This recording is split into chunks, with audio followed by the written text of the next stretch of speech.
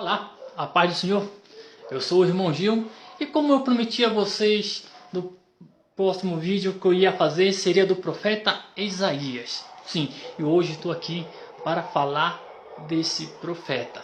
Sim, é um profeta que é considerado o profeta dos profetas, o profeta príncipe, o maior dos profetas, o profeta evangelista, o profeta messiânico. Vamos falar um pouco a respeito disso, a sua origem, sua família, o seu trabalho, quanto tempo durou, quantos anos tinha ele quando morreu. Porque a Bíblia não fala sobre a morte do profeta, mas nós fomos atrás dessas informações.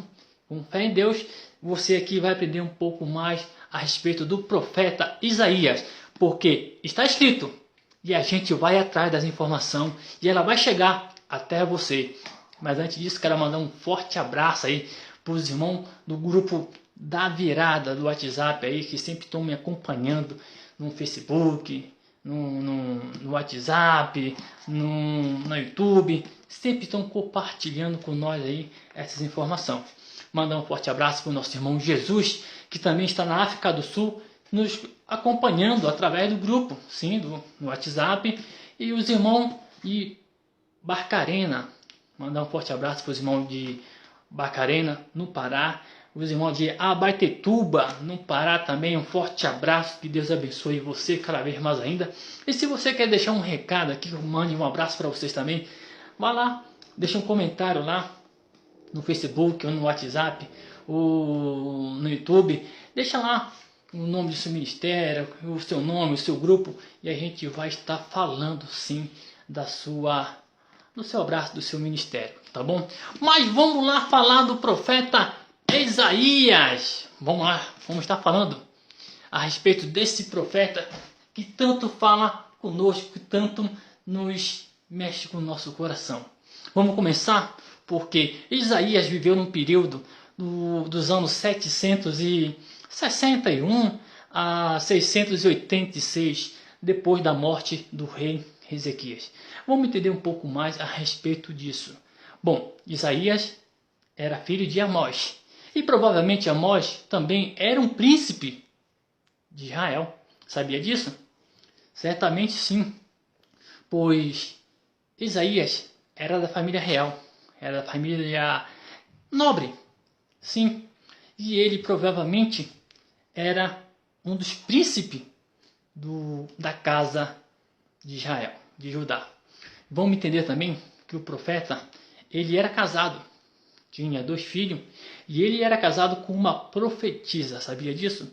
Sim, a Bíblia nos fala disso, e nós estamos aqui para falar a respeito disso, tá bom?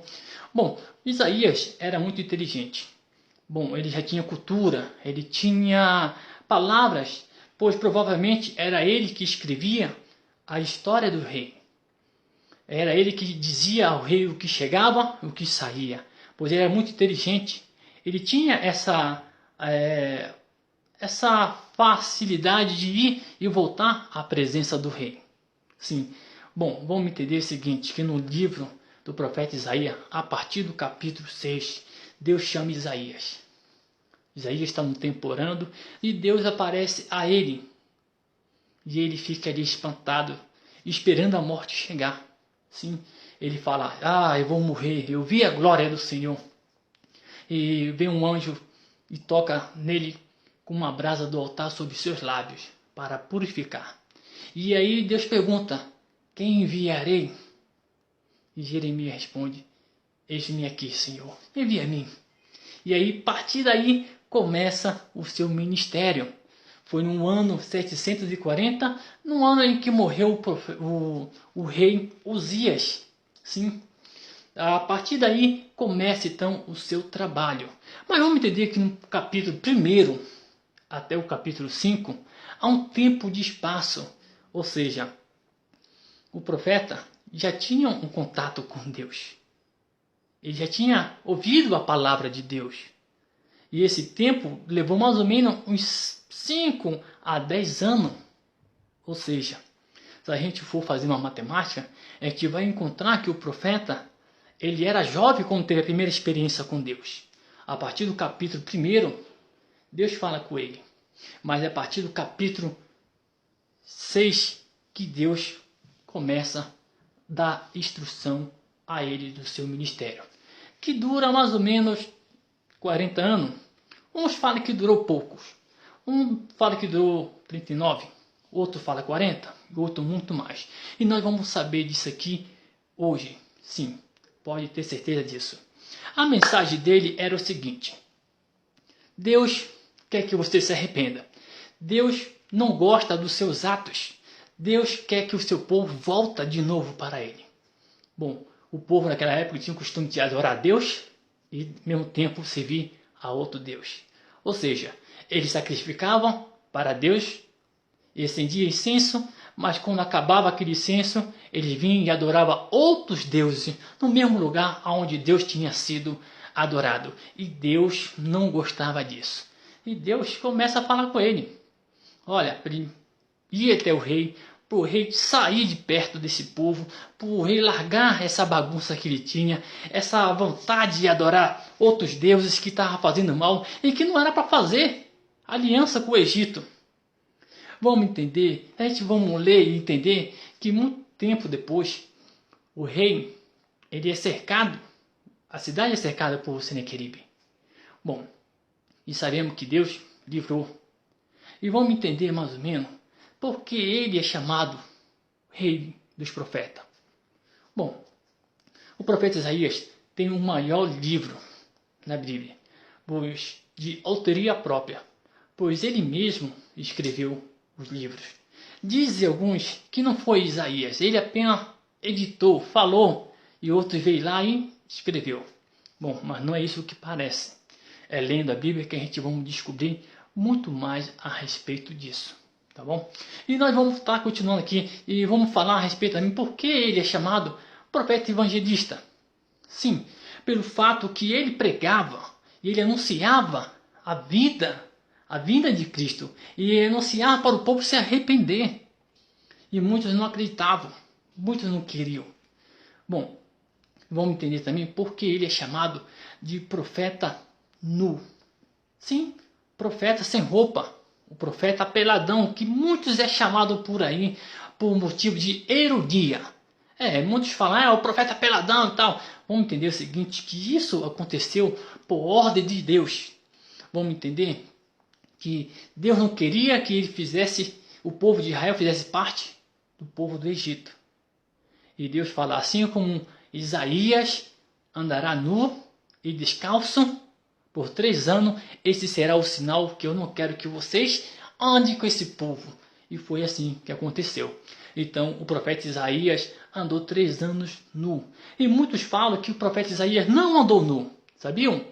Sim, muitos dizem que o profeta Isaías apenas tirou a roupa real. Tem cabimento uma coisa dessa? Mas vamos entender. Tentar explicar mais ou menos. O profeta naquela época, ele andava com as suas roupas feitas com roupa de camelo, roupa de couro de bode, de couro de carneiro. E assim era a veste dos profetas. Porque os profetas viviam muito em oração no deserto. E no deserto fazia muito frio. E muitos dizem que Isaías, ele tinha essa roupa e tinha outra roupa real, a qual ele se apresentava na presença do rei. E que ele apenas só tirou mesmo a roupa real e tirou as suas sandálias. Mas não é isso que a Bíblia fala. A Bíblia fala que ele tirou as suas roupas, tirou seu descalço e andou nu durante 3 anos. Sim, está escrito na Bíblia. E isso aconteceu. Bom, as profecias que Isaías fala, vamos entender que a partir do capítulo 9, ele começa a falar do poder do Messias. Qual o poder do Messias? Como seria o poder do Messias? Dos versículos que ele fala aqueles que andavam em treva viu resplandecer uma luz. Bom, aí você começa a imaginar como seria o poder do Filho de Deus, o Messias. E ele começa a profetizar e vai falando cada vez mais ainda, mandando mais profecia a respeito de Cristo. Ele que fala que a virgem daria a luz a um menino e que o seu nome seria Emanuel, maravilhoso, conselheiro, Deus forte, Pai da eternidade, príncipe da paz. É ele também que diz que ele não tem formosura alguma. Ele também diz que a profecia fala que ele seria vendido por 30 moedas de prata. E que também seria homem de sofrimento, homem de dor, homem que ia suportar grande fardo. Mas também diz que o seu reino seria um reino de amor, de glória. E uma das profecias que eu gosto muito, muito, muito e admiro muito, sabe qual é? Aquela que se cumpre em João Batista. Bom, para você entender mais ou menos essa profecia, os fariseus vão atrás de João Batista e perguntam para eles: tu é Elias? Você é algum dos profetas? Ele responde: não, eu sou a voz do que clama no deserto. Essa também é uma profecia a qual Isaías prediz e acontece. Bom, vamos entender também que a Bíblia não fala muito a respeito sobre sua morte. Bom, esse é um assunto que nós fomos buscar fora da Bíblia, mas fomos encontrar em certos pontos com formação que a gente possa encontrar base nisso. Vamos entender que a tradição judaica nos diz que o profeta Isaías, ele foi para o deserto. Mas antes disso, ele conversou com o rei Ezequias. Porque ele dizia ao rei Ezequias que o seu filho, Manassés, não seria um bom rei. Não seria um rei que respeitaria a vontade de Deus. Não era um rei que ia respeitar o povo, que ia dar o que o povo precisava. Que ele seria um péssimo rei. Bom, Manassés fica sabendo disso e fica muito zangado. E já planeja a matar o profeta mesmo, antes mesmo de ele assumir o posto de rei. Quando o rei Ezequias morre em 687, 86 a.C., o profeta ele foge para o deserto. E junto com ele vai alguns profetas, sim, e que provavelmente alguns profetas que iam com ele seriam o profeta Oséias e o profeta Miqueias, que provavelmente ambos iam junto para ele, com ele no deserto.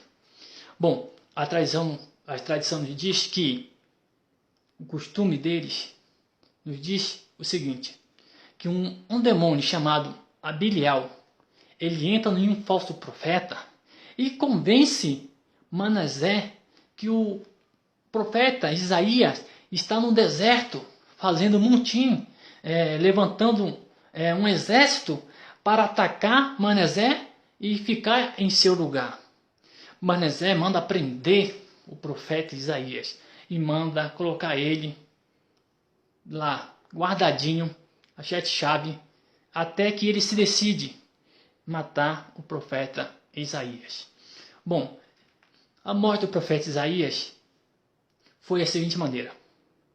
Pegaram ele, colocaram ele dentro de um tronco de madeira, de uma árvore, e cerraram ele ao meio. Não ao meio, mas sim em duas bandas.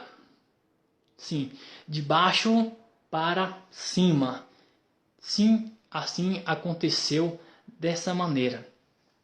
E provavelmente o profeta tinha cerca de 90 anos. Tem um que diz que ele morreu com 70, 78, mas a gente juntando as histórias, juntando a Bíblia, juntando o período que os reis viveram, a gente vai encontrar que ele praticamente viveu mais de 90 anos.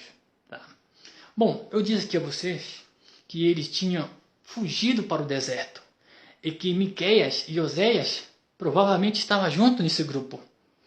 Bom, se a gente for ler o livro de Oséias, o livro de Amós e o livro de Miqueias, a gente vai encontrar que eles estão ao mesmo tempo profetizando para o povo daquela época. Sim, para o mesmo povo daquela época. Para aquele mesmo tempo, pois acredito que um viu o outro profetizar. Um falava e o outro escutava. Não assim, ele ficava rodeado, sim. Mas quando um falava, o outro ficava de longe escutando. Quando o outro ia profetizar, o outro ficava afastado. Pois eles viveram o mesmo tempo, o mesmo período, os mesmos reis e a mesma cidade, tá bom? E assim aconteceu a morte e a vida do profeta Isaías. Bom, existe mais um fato que eu quero finalizar com vocês aqui, é o seguinte.